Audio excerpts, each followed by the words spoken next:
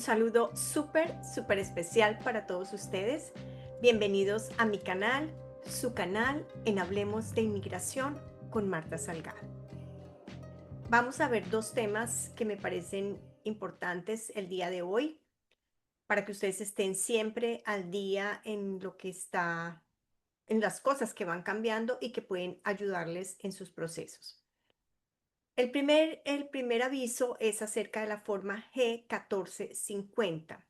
La forma G1450 es la forma que usamos para pagar los fee a la oficina de inmigración. Todos los procesos tienen un costo, la mayoría.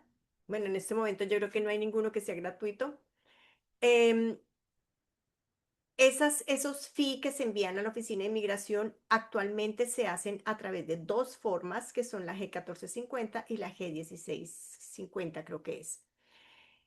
Estas formas son las que a través de las cuales pagamos. La G1450 es para pagar con tarjeta de crédito y la G1650 o 1640, yo les dejo en la nota cuál es exactamente.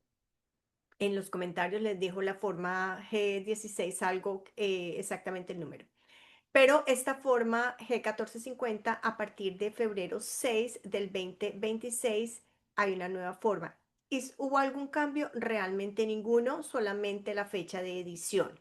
Pero si ustedes van a enviar sus procesos, sus peticiones, tienen que bajar la nueva forma G1450 para que no les vayan a rechazar el pago y a devolverles el proceso. Cambien la forma por la G1450 con fecha de edición febrero 6, 2026. Eso es lo primero que tienen que tener presente a partir de la fecha establecida. Ahora, hay un tema supremamente importante que tiene que ver con los procesos de asilo. UCIS acaba de publicar en el Registro Federal, o el Departamento de Estado acaba de publicar en el Registro Federal una nueva regla que va a empezar a regir a partir de marzo 9 del 2026. Y esta nueva regla tiene que ver con los procesos de apelación en corte de los procesos de asilo. Procesos de apelación en la Corte de Inmigración. Estos procesos de apelación venían con unas normatividades muy flexibles que favorecían muchísimo a quienes estaban con sus procesos de asilo, pero que con esta nueva regla cambia totalmente y vamos a ver de qué se trata para que quienes tienen un proceso de asilo afirmativo o tienen un proceso de asilo defensivo tengan presente lo que viene en adelante con las apelaciones de los casos. Vamos a contextualizar de qué se trata. Un repaso general. Tenemos dos tipos de asilo, el asilo afirmativo y el asilo defensivo.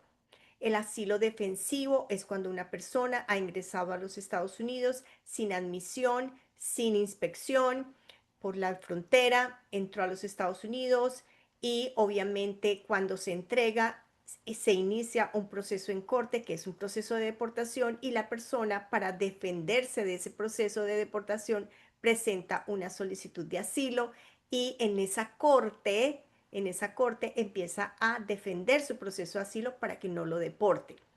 Ese es un proceso de asilo defensivo. Y un proceso de asilo afirmativo es cuando una persona ingresó a los Estados Unidos, fue admitida, fue inspeccionada, y estando en los Estados Unidos presenta su solicitud de asilo. Por lo general que venimos con una visa de turista, una visa de estudiante, una visa de trabajo y llegamos y presentamos nuestro caso de asilo ante la Oficina de Inmigración, ante USCIS, y eso se llama un asilo afirmativo. Los dos procesos pueden ir a corte. El primero, pues de hecho, se remite a la corte para que la persona presente su asilo y se defienda de ese proceso de deportación y presente el asilo. También un proceso afirmativo puede llegar a la corte. ¿Cuándo llega un proceso afirmativo a la corte? Una vez que el solicitante o el peticionario de asilo es citado a la entrevista ante el oficial de USCIS Si el oficial considera que no existe una base suficiente, una credibilidad suficiente para aprobar ese asilo, entonces lo remite a la corte.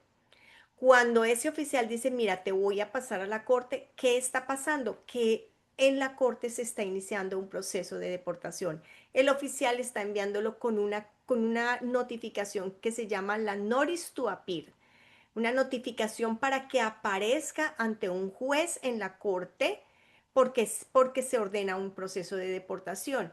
Y esa persona que tiene ese proceso en asilo y que va a la corte tiene que enfrentarse a un fiscal para que un árbitro, que es el juez, decida si lo deporta o si le concede el asilo. El gobierno a través de su fiscal está diciendo no le crea, no tiene derecho al asilo, y la persona que está ante el juez, quien está haciendo sus solicitudes y su sustentación, le dice, señor juez, no me deporte, que yo necesito que usted me otorgue el asilo. Ahí en ese momento, esa persona que ha presentado o tiene su asilo afirmativo, esa persona se enfrenta en un proceso de corte y el juez es el que resuelve. Entonces, en los dos casos podemos tener un proceso de asilo en corte. Normalmente, cuando se defiende el proceso de asilo en corte, que fijan las audiencias, en la mayoría de los casos, los jueces deniegan ese proceso de asilo y le dicen a la persona, usted no tiene derecho a asilo y lo voy a deportar. Pero tenía 30 días para apelar el caso. Esto se volvía una rueda y una ganada de tiempo. Las personas presentaban su solicitud de asilo, están en proceso en corte, mientras está el proceso en corte tienen un permiso de trabajo mientras ese proceso de asilo avanza. Luego, cuando se apela, continúan con sus derechos de permisos de trabajo y el proceso de apelación continúa y normalmente se demora más de 2 años, 3 años, 4 años en resolverse un proceso de apelación de una decisión de negación de asilo en una corte, en una corte de inmigración. ¿Qué va a suceder a partir del 9 de marzo del 2026? Que esos procesos de apelación ya no van a tener 30 días para que una persona a la que se le ha negado el proceso de asilo, cuando se lo deniega al juez y le dice lo voy a deportar, esa persona apelaba, tenía 30 días para apelar. Ahora le van a dar solamente 10 días para presentar una sustentación de apelación. Apele y sustente. Además, porque esto se une ya a una modificación que hubo y es que el proceso de apelación tiene un costo de $1,030. Antes era gratuito en los procesos de corte de inmigración. Hoy en día tiene un fee de $1,030 para hacer la apelación. Ahora, con esta modificación, con esta regla interina que se está publicando en el registro federal, se establece que van a tener solo 10 días para solicitar la apelación. ¿Qué viene de nuevo también? Que esta solicitud de apelación por defecto es rechazada. ¿Y por qué por defecto es rechazada? Porque se establece que los jueces de la corte van a ser como un jurado en donde van a seleccionar cuál de las solicitudes de apelación tiene mérito para ser evaluada. Básicamente lo que se está haciendo es copiando o siguiendo la forma en que la Corte Suprema de Justicia de los Estados Unidos trabaja con sus jueces, y es que ellos revisan un caso cuando se apela a la Corte Suprema de Justicia. La Corte Suprema de Justicia revisa y dice, ¿lo reviso o no lo reviso? Eso se llama el certiorari, el derecho a certiorari. Y si la corte dice lo voy a revisar, entonces revisan ese caso que se vuelve una jurisprudencia nacional, un precedente jurídico. Va a hacer lo mismo en las cortes de inmigración.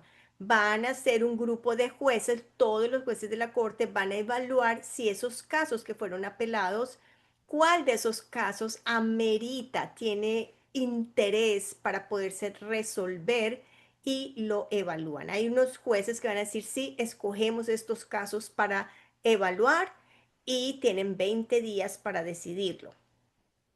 Y si los demás jueces van a decir, ok, lo evaluamos. Por lo general se va a tratar de escoger casos que tengan un efecto que que sea para que cobije a muchos aplicantes. Un efecto que sea para varios aplicantes y que se conviertan en casos que son precedentes para que los jueces tomen en cuenta estas decisiones. Entonces vienen estos cambios para los procesos de apelación en donde rápidamente se va a determinar si un proceso de apelado en corte se resuelve en términos rápidos para decir una persona si el juez se equivocó y esta persona tiene derecho al asilo o no, el juez no se equivocó, tiene que ser deportado. Entonces, el tiempo que se estaba comprando con las solicitudes de apelación, cuando sustentamos la apelación por una decisión de un juez de inmigración, ya ese tiempo que se compraba ya no va a existir y las decisiones se van a tomar rápidamente por los jueces para que no siga acumulándose el tema de los procesos en apelación y en cortes de inmigración de los Estados Unidos. Así que esto va a ocurrir a partir del 9 de marzo. Las personas que ya van a tener audiencias desde el 9 de marzo en adelante y tomen una decisión adversa en sus casos, no se acepte ese proceso de asilo, se rechace esa solicitud y se ordene la deportación, deben hacer la apelación en un término de 10 días. Así que, ¿qué tienen que hacer? Lamentablemente, si se va a apelar, hay que estar asesorado con un muy buen asesoramiento, sabiendo que si es un caso que amerita ser estudiado, evaluado, reforzado y acompañado, la inversión en personas preparadas y expertas en los procesos de asilo bien vale la pena. Pero si ustedes ven que es un caso que no va a prosperar, que no tienen evidencia, que no es un caso sólido, pues hay que pensar muy bien si vamos a invertir ese dinero en un caso que muy seguramente no va a ser estudiado, va a ser rechazado por defecto o que hay que esperar una decisión de unos jueces que evalúen, que lo seleccionen para poder que tomen una decisión de fondo respecto de ese caso. Por eso es tan importante que cuando estamos pensando en inmigrar a los Estados Unidos a presentar un caso de asilo, tengamos unas bases sólidas para sustentar, para presentar y ganar un caso de asilo. Esta nueva reglamentación viene a poner orden en todos estos casos de procesos de asilo que se volvieron como una especie de negocio y de compra de tiempo para saber si mientras avanzaban los procesos, mientras los dormíamos en esos procesos de apelación, habían reformas migratorias, había alguna regulación o una norma que pudiera favorecer al inmigrante. Ese juego se acabó y nos toca tomar medidas para poder, si tenemos casos de asilo sustentables, poderlos defender de la mejor manera posible. Espero que esta información les sirva, que estén al día, que estén pendientes de esas informaciones, sobre todo cuando tenemos esos procesos de asilo, y que si aún no tenemos esa entrevista con el oficial de inmigración para un asilo afirmativo, preparemos esa sustentación, preparemos esa entrevista para tratar de ganar el caso de asilo y que no lo remitan a la corte. Espero que esta información les haya servido. Si les gustó, den un like, suscríbanse al canal, compartan la información y nos vemos en el siguiente video.